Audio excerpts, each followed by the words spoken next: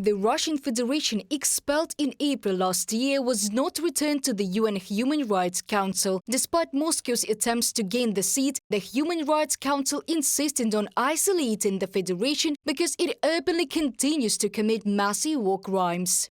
Despite its attempts to deny and shift blame, I will be blunt. It is Russia's actions that render it unfit for membership in the Human Rights Council. What more evidence does the international community need? Robert Wood, representative for Special Political Affairs at the Permanent Mission of the United States to the United Nations during a session of the UN Security Council.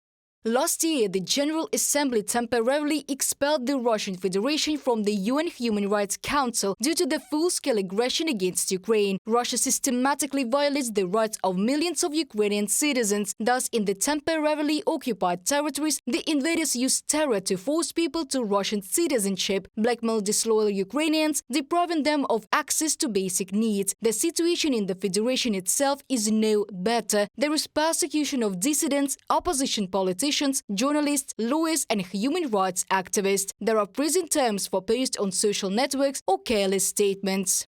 Russian authorities have severely restricted freedom of association, peaceful assembly and expression of views, both online and offline, and have fundamentally undermined the independence of the judiciary and fair trial guarantees, from a Reuters publication. With the beginning of the full-scale war against Ukraine, the list of political prisoners, so-called foreign agents or traitors to the homeland, is steadily growing. Thus, since 2014, the number of political prisoners has increased 15 times, from 40 to 600, writes the Holod publication. At the same time, according to the human rights organization Memorial, which the Russian court formally liquidated, out of 600 political prisoners, 419 are being persecuted for religious reasons and another 185 for political reasons. At the same time, Memorial still has far from complete lists of people persecuted in Russia. For example, there is almost never any information about those accused of treason. The contents of these criminal cases, and often even the names of the prisoners, are classified. There are exceptions, such as the case of journalist Ivan Safronov, in which the lawyers, despite the prohibitions, made information about the case public. In addition, the lists of political prisoners do not include Ukrainian citizens in the occupied territories who are accused of crimes they allegedly committed after the start of the war. Sergei Davidis, co-chairman of the Memorial Human Rights Center, in an interview with the publication Holod.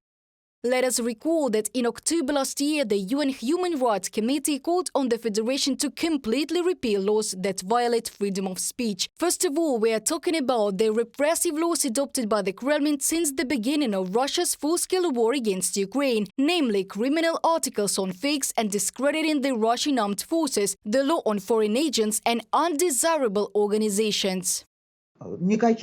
There are no human rights in Russia because in Russia, in principle, the right has been abolished, or rather it remains, but for a narrow circle of limited people. Everyone else has absolutely no rights. Human rights are not protected. There are unfair trials and lack of competition in the courts. There is a dictatorship in Russia, and where there is dictatorship, there is no right, there are no human rights.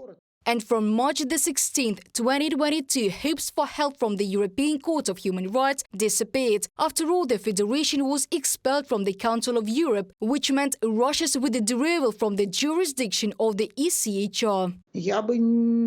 I would not determine today which human rights, internationally enshrined and inertly enshrined, are respected by law today. Today, the Kremlin has an absolute monopoly on arbitrariness, wrongful detentions, enforced mobilization, lack of freedom of speech and democratic elections. And since the beginning of Russia's full-scale war against Ukraine, people from a wide variety of social groups have been subjected to political persecution, starting from minors to the elderly. Reported by Diana Kolesnik, Yulia Granovska, UATV News.